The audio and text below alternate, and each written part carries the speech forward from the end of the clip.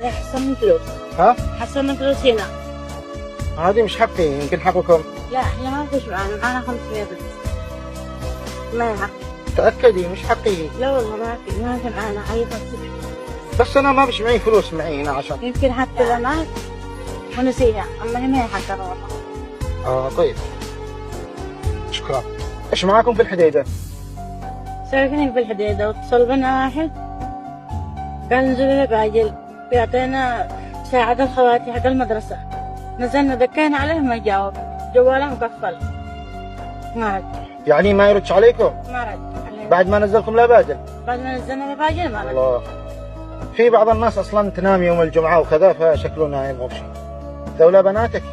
لا هذول خواتي، أمي ماتت قبل 5 سنة بمرض السرطان.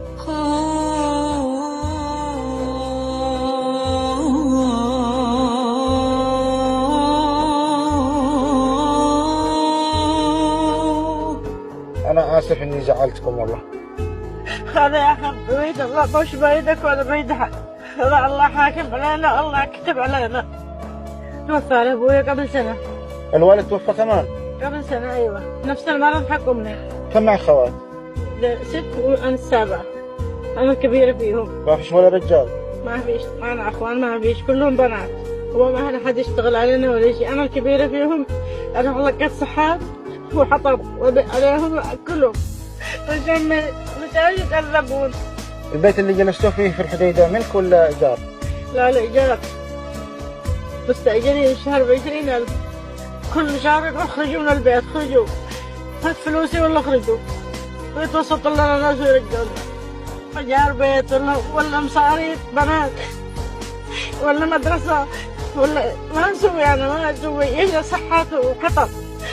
أجمع حصل لي 500 أحيانا 1000 ريال. كان معانا فراشة بنرقد عليها بينها بحراج علشان نهب البوية حق الكفن وحق الثالث.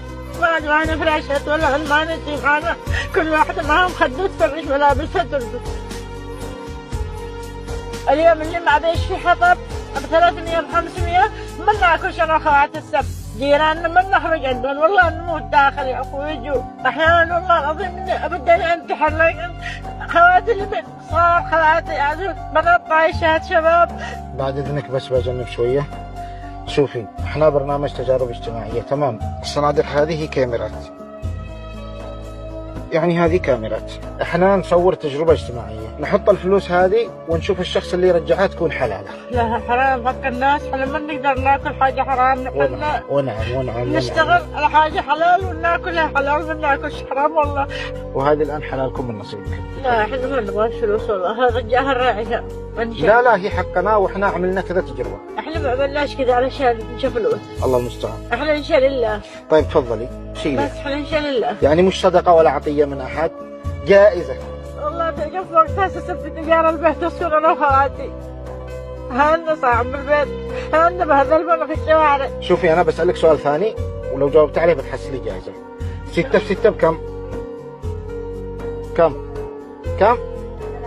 36 ما شاء الله. 36. طيب الجائزة بتكون انه بندفع عنك الايجار اللي عليك كامل. الله. وفوقها ايجار شهرين ان شاء الله. اللهم لك الحمد يا رب، اللهم لك الحمد.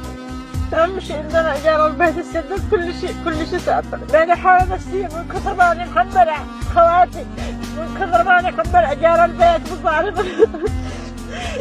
مصاريف المدرسة كلها علي أنا، كلها أنا مسوي. لا ونعم بك والله انك جبل، والله انك جبل. أنا كبيرة فيهم وأنا أتحمل إني أنا كلهم. شوفي ربي دائما بيعوض، ربي يعوض دائما. الحمد لله ربي. صلي على رسول الله. أنا أستاذنك لأنه إحنا مشغولين الآن، والجائزة اللي قلت لك عليها حق الإيجار تمام؟ إن شاء الله. بجيبها لها عندكم. الآن اشتي نزلكم عند واحد صاحبي خليه يوصلكم للحديدة تمام؟ طيب. وأنا برجع. طيب. ده السيارة اللي بتوصلكم. خواتي بذمتك لا تنساها. إن شاء الله. الله يسعدك.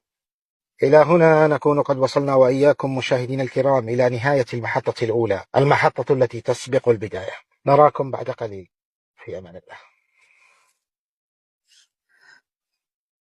سلام، ها نحن نعود لهم كما وعدناهم بأن ندفع أجار منزلهم القديم، ولكننا تفاجأنا بأن المنزل الذي استأجروه لم يكن مرضيا، بل كان موحشا وغير قابل للعيش. فأخبرناهم بأننا سنغير الفكرة ونستأجر منزلا بطريقتنا، وهم الآن في الطريق لمشاهدة هذا المنزل إن كان مرضيا بالنسبة لهم. ربما يكون هذا المنزل متواضعا، ولكنه مكتمل ببساطته، فقد اكتمل فيه الأثاث البسيط وأدوات المطبخ والسلة الغذائية والطاقة الشمسية وماكينة الخياطة، المشروع المفضل هنا. بسم الله وعلى بركة الله نواصل.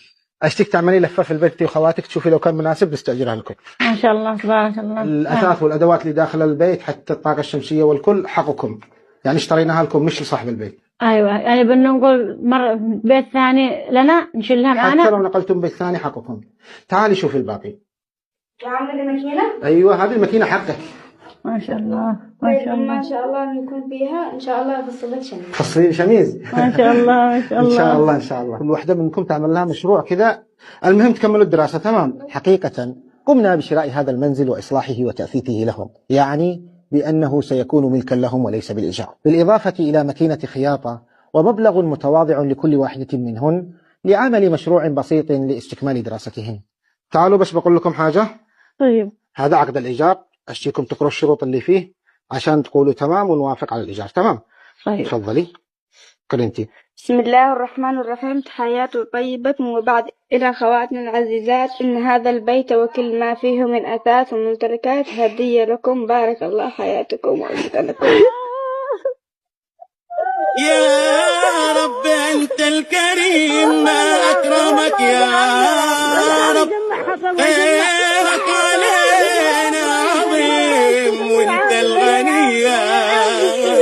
لابد للسعادة أن تتسلل يوما إلى القلوب الحزينة، المهم أن يكون الصبر والأمل رفيقا للكفاح والرضا.